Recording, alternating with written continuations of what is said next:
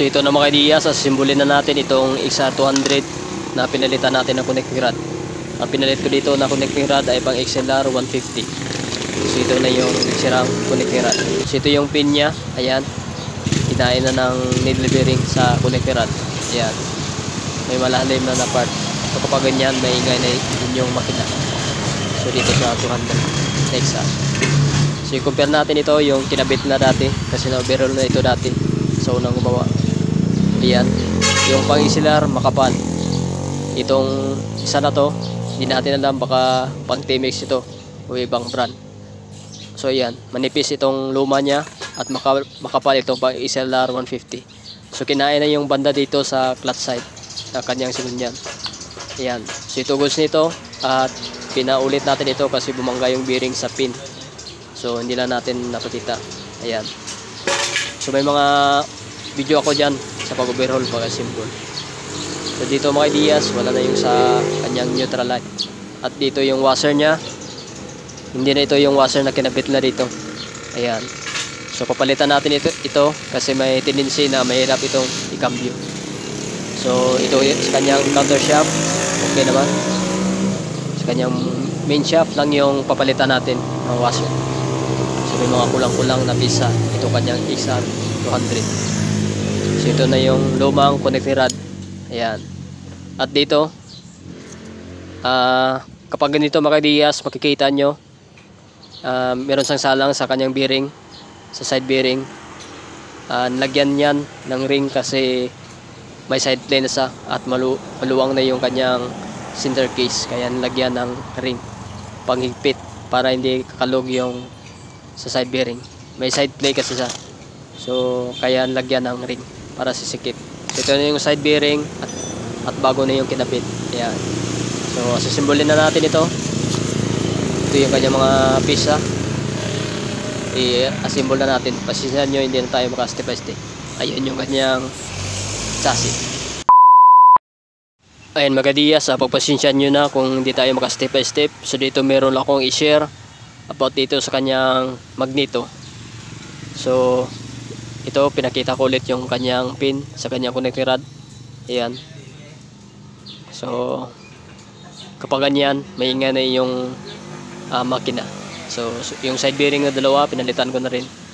At yung ring na pinakita natin kanina, may purpose yun para hindi alog yung sa ating side bearing, para hindi ma-vibrate yung motor.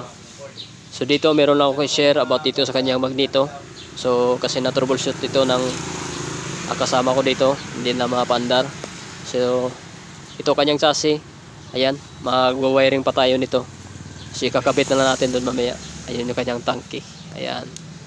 So dito mga ideas, sa kanyang magneto, isa ring dahilan kapag kahit merong kuryente at gasolina, kapag yung magneto nyo nag-iba yung kanyang timing, kahit may kuryente pa yan, hindi andar ang yung motor. So ipakita ko sa inyo yung kanyang magneto. So ito mga ideas, yung kanyang magneto. So lumiis pala yung kanyang timing at nasira yung dito banda sa kanyang lagayan ng kunya. Ayan. So nahirapan kasi yung kasama ko dito pandar. So hindi na mapandar. Andar siya pero hindi matino yung andar niya. Hindi timing yung pagbato ng kuryente. So ito pinalitan ko na yung kanyang kunya pang TMX 155. So dito i-repair ko lang ito para papasok lang dito sa kanyang sigunyan, sa kanyang kunya. So ito mga ideas, kapag lumis kasi ito talagang hindi nyo mapandar ang motor. Mahirapan kayo sa pagpandar kapag hindi sa timing. So i-repair ko lang ito. Ayan mga ideas, nakabit na natin itong kanyang makina sa kanyang chassis. So pagpasensya nyo, hindi tayo maka step by step. Pinalitan ko pala na pang TMX 155 na carburetor. So pandarin natin. So yan, one click na lang siya. At patasin na muna natin yung minor. So dito mga ideas, medyo may kalampag yung kanyang clutch body. So palitan lang daw sa sunod. So maganda na itong motor at umandar na. Pinilitan namin ng carb kasi nasi-short na sa gasolina, sigurado yung carb.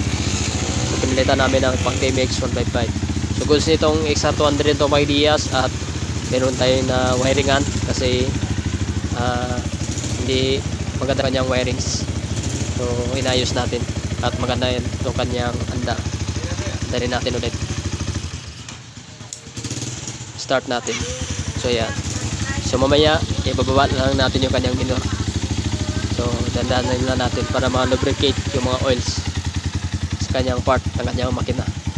Siguro mga ideas, hanggang dito natin video about dito sa XR200. Pagpasisyan nyo na, hindi tayo maka step by step. So may mga video naman ako dyan about sa overall pag-assemble ng makina ng XR200. Marami tayong video dyan about sa XR200. Yan, hanggang dito lang yung sa XR200. At dito mga ideas, nag full wave tayo sa Raider 150. So pinatapos ko lang sa kasama ko. So shoutout kay Cake. So ito yung ginamit namin na rectifier regulator Lihua. At kinonvert ko na yung kanyang stator kanina.